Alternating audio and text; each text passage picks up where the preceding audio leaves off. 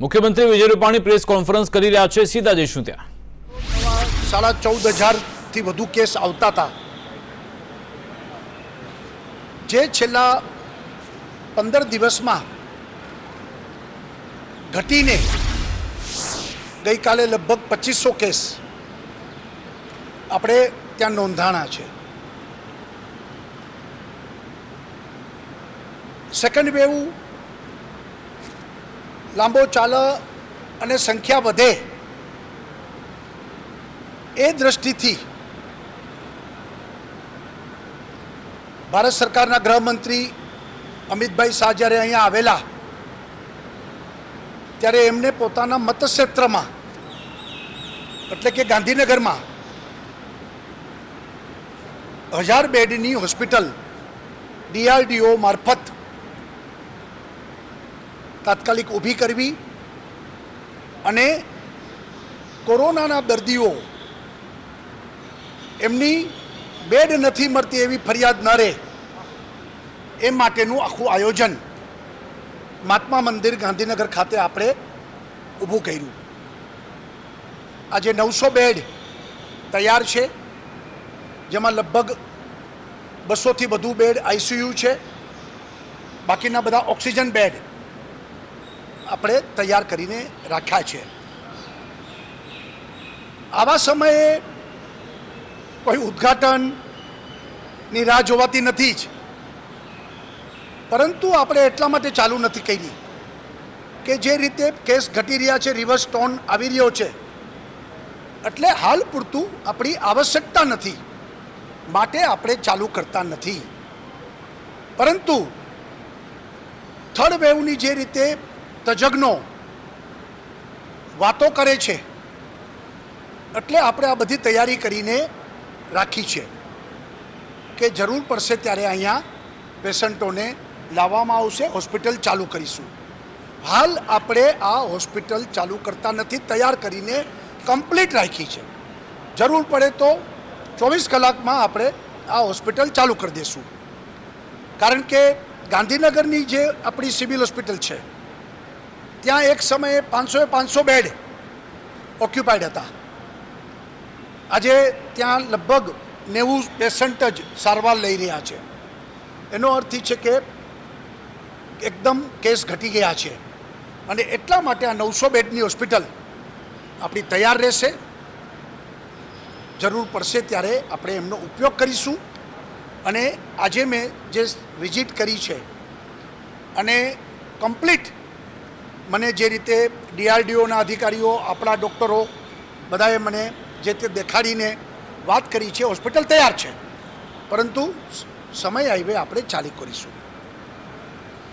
Corona એના ઉપર સંપૂર્ણ કંટ્રોલ અત્યારે આવી ગયો છે અને દિન પ્રતિદિન કેસ ઘટતા ગયા છે, પરંતુ કોરોના ખતમ થઈ ગયો છે એવું આપણે માનતા નથી।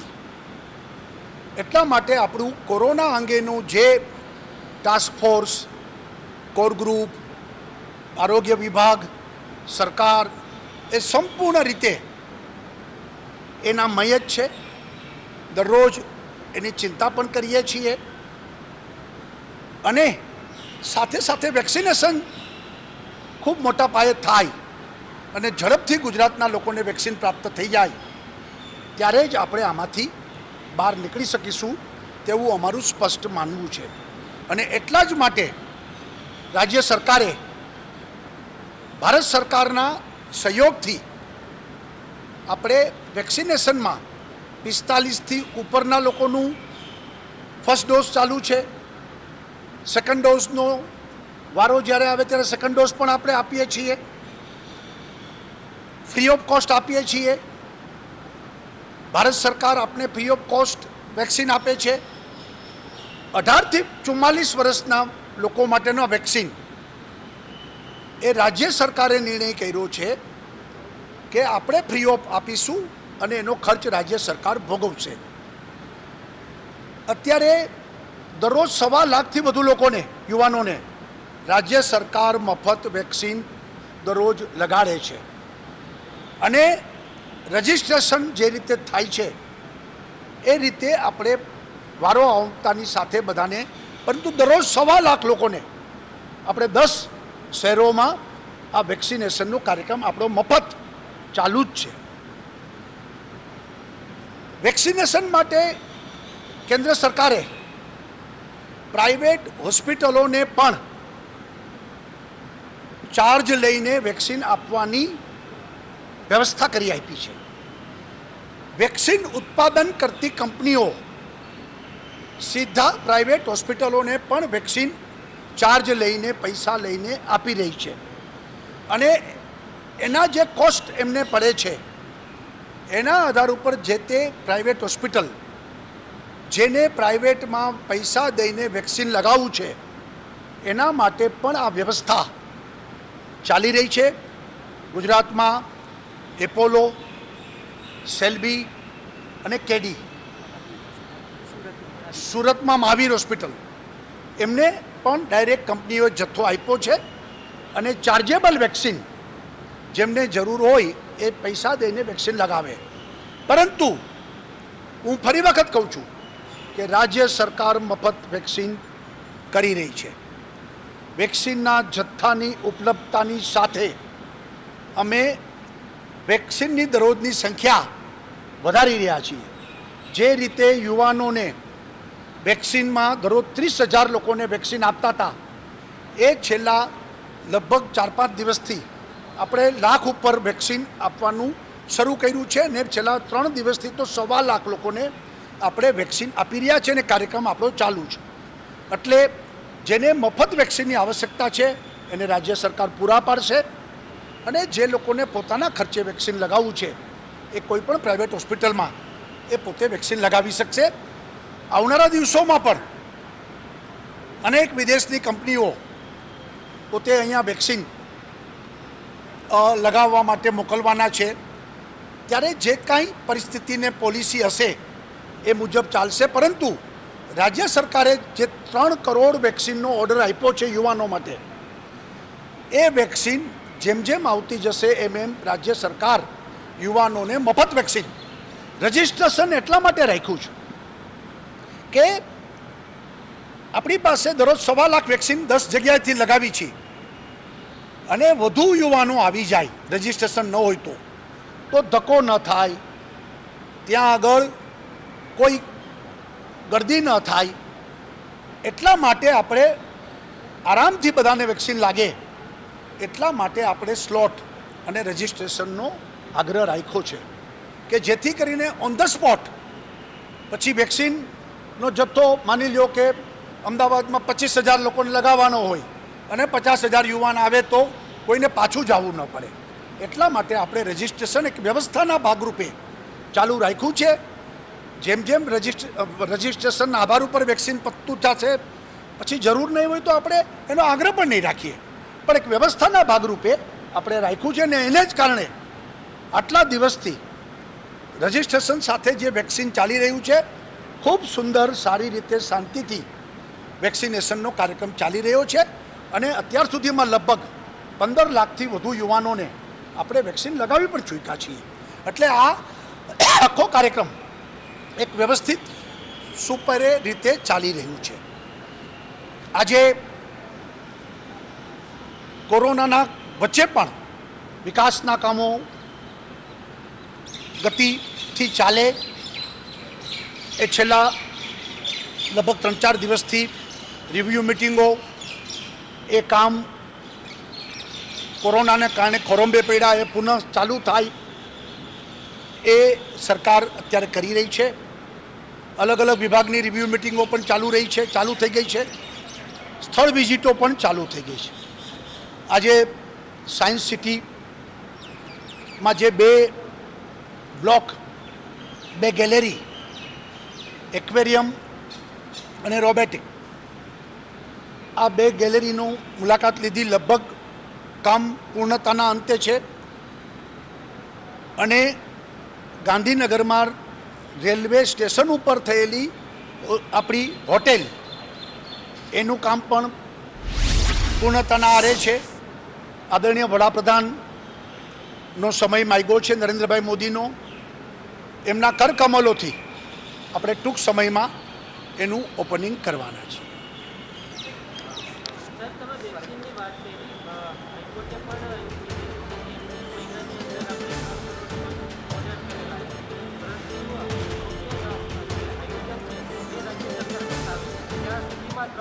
એટલે હાઈકોર્ટમાં અમે લોકોએ પણ એફિડેવિટમાં કીધું છે કે વેક્સિનનો જથ્થો ઉપલબ્ધ થાય અને તુરંત લોકોને મળે એ વ્યવસ્થા અમે જરૂર પડે તો કેન્દ્રો પણ વધારીને સ્ટાફ પણ વધારીને અમે કરી દેવા તૈયાર છીએ. સૌ જાણે છે કે 2 કંપની વેક્સિન પ્રોડક્શન કરે છે. જેમ જેમ એના વેક્સિન ભારત સરકાર દરેક રાજ્યોને મોકલતી જાય છે, બીજા જ દિવસે અમે એની વેક્સિન આપવાની કાર્યવાહી કરી રહ્યા છીએ. ત્રીજા વેવની જે તૈયારીઓ રાજ્ય સરકાર કરી રહી છે, કાલે પણ ત્રીજા વેવ માટે એટલે ખાસ બાળકોમાં સંક્રમણ અત્યારે વધી રહ્યું છે. પોસ્ટ કોવિડના કેસો પણ બાળકોમાં વધારે દેખાય છે. એના માટેનું શું આવે?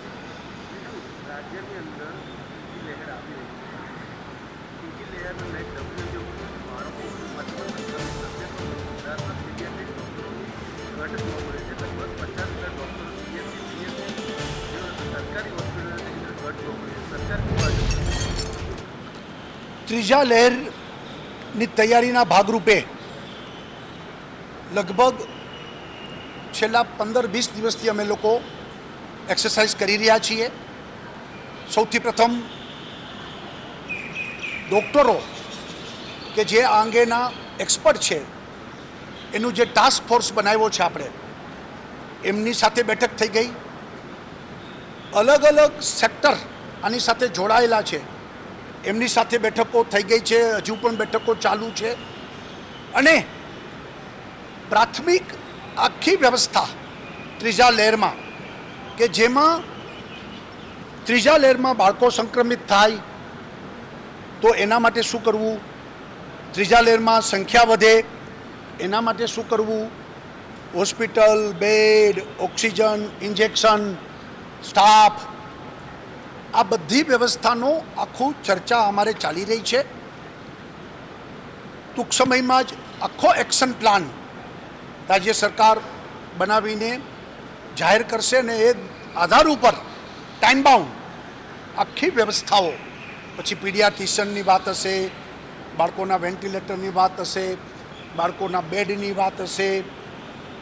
કેસો પણ આપણે સેકન્ડ વેવમાં 14,500 આવ્યા ને માની લ્યો 25,000 આવે તો એની શું વ્યવસ્થા કરવાની હશે, ઓક્સિજનનું શું કરશું, ઇન્જેક્શનોનું શું કરશું, દવાઓનું શું કરશું, એને જરૂરી સ્ટાફના ટ્રેનિંગનું શું કરશું, આ બધું એક્શન પ્લાન ફર્સ્ટ વેવ અને સેકન્ડ વેવના અનુભવના આધાર ઉપર કે જેમાં જે કંઈ આપણે અનુભવો થયા એમાંથી સારામાં સારી રીતે થર્ડ વેવમાં ગુજરાતની પ્રજાને આપણે કેવી રીતે સંક્રમણમાંથી બહાર કાઢી શકીએ, સારામાં સારી ટ્રીટમેન્ટ આપી શકીએ અને વધુમાં વધુ લોકોને આપણે સાજા કરીને પાછા મોકલી શકીએ, એ પ્રકારની આખી વ્યવસ્થા એ થર્ડ વેવમાં અમે લોકો કરી રહ્યા છીએ. ટૂંક સમયમાં જ આખો એક્શન પ્લાન એમાં બધી વિગત આવી જશે, એ અમે બહાર પાડીને એ અંગેની વ્યવસ્થા કરીશું. સર, આપણે કહ્યું કે વિકાસના કામો આગળ ચાલી રહ્યા છે. કોરોના કાળ પ્રધાનમંત્રી પણ ડિજિટલાઇઝેશન પર સામે ગામમાં કોરોના મુક્ત અભિયાન પણ શરૂ કરવામાં 15માં નાણાં રાજ આવીને પડી છે, પરંતુ સરપંચો પાસે એ અભ્યાસ નથી કે કેવી રીતે એનો ઉપયોગ કરે. સરકાર તરફથી કોઈ ગાઈડલાઈન નથી આપવામાં આવી. તો સર, આવા સંજોગોમાં એવા પ્રકારનું આયોજન છે સરકારનું કે નાણામંત્રીને નાણાં આવે છે તેની ગ્રાન્ટ વાપરી શકાય આ કોરોના કાળમાં? જો કોરોના કાળમાં આવશ્યક વસ્તુઓ માટે વિચાર અલગ રીતે કરવાનો થશે, પરંતુ અત્યારે રાજ્ય સરકારે કોઈ પણ જાતના ખર્ચની ચિંતા કર્યા વગર છેલ્લા 1.5 વર્ષથી આપણી સરકારે બધા સંસાધનો ઉપર છૂટ આપી દીધી છે. આપણે કદી જેમ અત્યાર સુધીમાં માની લ્યો આપણે 10 લાખથી વધુ રેમડેસિવિર ઇન્જેક્શન આપ્યા. રાજ્ય સરકારે ચિંતા કરી, ટોસિલિઝુમાબ જેવા મોંઘા ઇન્જેક્શનો પણ ગરીબ લોકોને આપણે મફત આપ્યા. રાજ્ય સરકારે જ ખર્ચ કર્યો છે. રાજ્ય સરકારે કોરોનામાં ફ્રન્ટલાઇન વોરિયર્સ જે લોકોને મૃત્યુ પામ્યા એના પૈસા રાજ્ય સરકારે ચૂકવ્યા છે. રાજ્ય સરકારે વેન્ટિલેટર લેવાના હોય, હોસ્પિટલો વધારવાની હોય, ઓક્સિજન બેડ વધારવાના હોય, આઈસીયુ વધારવાના હોય, સ્ટાફની ભરતીમાં પણ છૂટ આપી, નીચે જિલ્લા કલેક્ટરોને પણ છૂટ આપી છે. આ બધું આપણે કરતા ગયા છીએ. છતાં પણ જ્યારે આવશ્યકતા હશે ત્યારે કોરોનાના સંદર્ભમાં કાંઈ છૂટ આપવાની હશે તો આપીશું. જેમ હમણાં ધારાસભ્યોની ગ્રાન્ટમાં આપણે કીધું કે 50 લાખની ગ્રાન્ટ ફરજિયાત કોરોના માટે જ આપવાની રહેશે અને એમાં પણ આટલા પ્રકારના સાધનો પૂરતી જ રહેશે અને એ રીતે આપણે કરતા ગયા. આપણે નવી લગભગ 150 એમ્બ્યુલન્સ લીધી. આ બધું કરતા જાય છે. પણ રાજ્ય સરકાર અત્યારે બધો ખર્ચ કરતી જાય છે. પૈસા ઇમમટીરિયલ છે, લોકોના જીવ બચાવવા એ જ રાજ્ય સરકારનો લક્ષ્ય છે. અન્ય દેશોમાં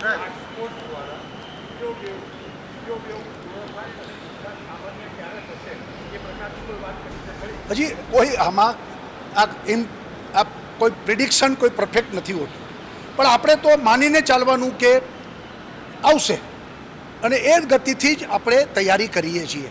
એટલે આમાં કોઈ બધા અલગ અલગ વાતો કરે છે.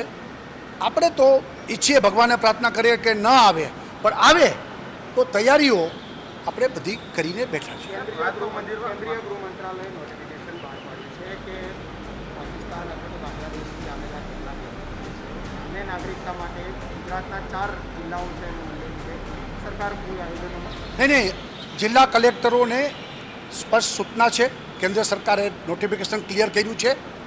નાગરિકત્વ એ માટે એપ્લાય કરી શકશે અને એ કામગીરી શરૂ થઈ જશે અને એ પ્રકારના લોકોને નાગરિકત્વ આપવામાં પણ આવશે.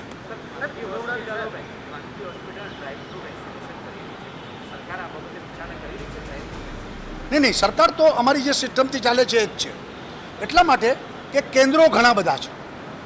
પ્રાઇવેટ હોસ્પિટલોને શું છે કે જ્યાં મોટી ખૂબ સંખ્યા હોય એટલે વેક્સિન એની પાસે આવે કે 50,000, 30,000, લાખ વેક્સિન, તો એ લોકોને હોસ્પિટલમાં પ્રોબ્લેમ થાય. આટલી બધી ભીડ એકત્રિત થાય તો એ લોકોએ બીજા વિકલ્પ વિચારવા પડે.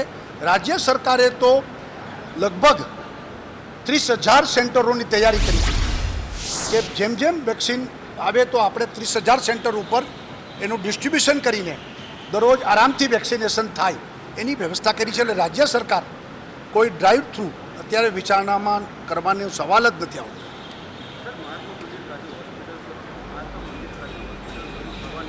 ક્યાં ગોલાવડાની હોસ્પિટલ બંધ કરી દીધી છે. સ્ટાફ નથી. ગાંધીનગર સિવિલ હોસ્પિટલ પાસે પેરામેડિકલ મેડિકલનો દર્દીઓને પણ શિફ્ટ કરાયા છે. કેન્દ્રીય ગૃહમંત્રી અમિત શાહે એપ્રિલ મહિનામાં ત્યાં આગળ ઓક્સિજન ટેન્કનું પણ ઉદ્ઘાટન કર્યું. તો હવે શું ત્યાં આગળ ગોલાવડામાં ચાલુ રહેશે કે પછી બંધ જ થશે? નહીં, અત્યારે એ હું સમજાવી દઉં. આપણે ફર્સ્ટ લેયર જે આવી ત્યારે પર ડે 1800 મેક્સિમમ આવ્યા હતા. એ પ્રકારનું આપણી પાસે સેટઅપ હતું અને આપણે ફર્સ્ટ વેવને પૂરો પણ કર્યો અને છેલ્લે ઘટીને પર ડે 300 કેસ સુધી આપણે પહોંચી ગયા હતા. પછી સેકન્ડ લેયર 1800 તો વટાવી દીધું, પણ મેં કીધું એમ 30મી એપ્રિલે 14,600 કેસ પર ડે આવ્યા. બીજા બધા રાજ્યમાં તો મહારાષ્ટ્રમાં તો 65,000 કેસ, 69,000 કેસ, બીજા બધા રાજ્યમાં 40,000 કેસથી વધુ કેસ આવતા હતા. આપણે આખું ઇન્ફ્રાસ્ટ્રક્ચર વધારતા જતા હતા. હવે પાછું રિવર્સ થયું છે. હવે રિવર્સ થયું છે તો સ્વાભાવિક છે કે ઘણી હોસ્પિટલોમાં આજે બેડ ખાલી હશે તો આપણે એ સ્ટાફને બીજે ઉપયોગ કરીશું. આપણો સ્ટાફ હશે ગવર્મેન્ટનો એનો, અને બાકીની પણ બધી અત્યારે તો આપણે કોવિડને કારણે આપણી હોસ્પિટલોમાં બીજી બધી આપણે ઓપીડી બંધ કરી હતી, સર્જરી બંધ કરી હતી, એ પાછી ચાલુ કરી દેવી પડશે. અને ચોમાસું આવે છે તો પાછું એની પણ તૈયારી રૂપે સ્ટાફની વ્યવસ્થા કરવી પડશે.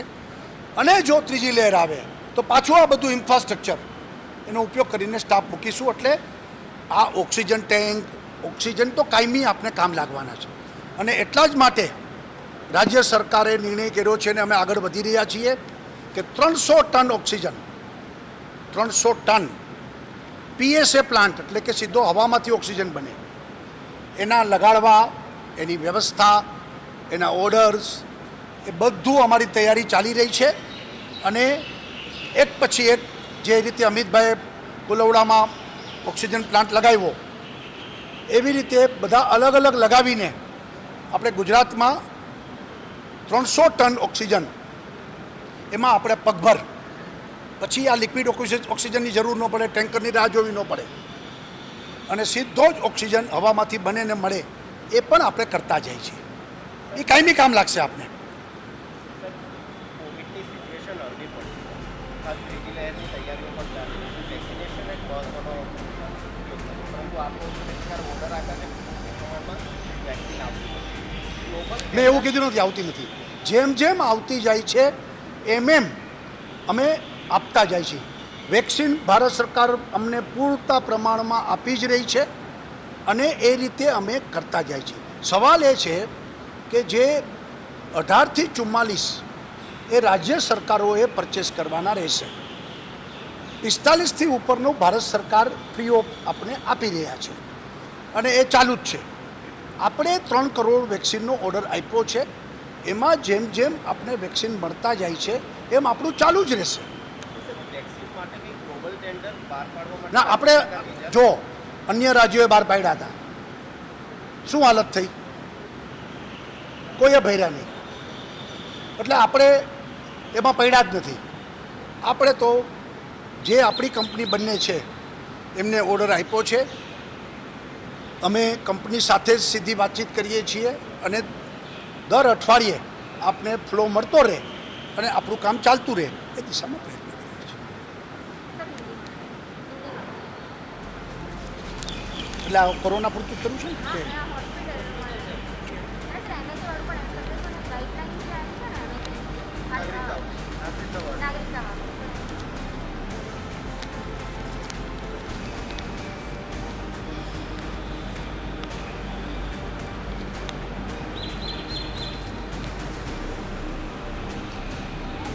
आज कोरोना के कारण जो पेशेंट संक्रमित होते हैं, दूसरी लहर में काफ़ी लोग संक्रमित हुआ और उसको जल्दी से जल्दी अच्छी ट्रीटमेंट मिले और वो पेशेंट मरीज तुरंत ही ट्रीटमेंट के बाद डिस्चार्ज हो, वापस अपने घर जाए, उस दृष्टि से पूरा इंफ्रास्ट्रक्चर गवर्नमेंट ऑफ गुजरात ने गुजरात में एस्टैब्लिश किया है.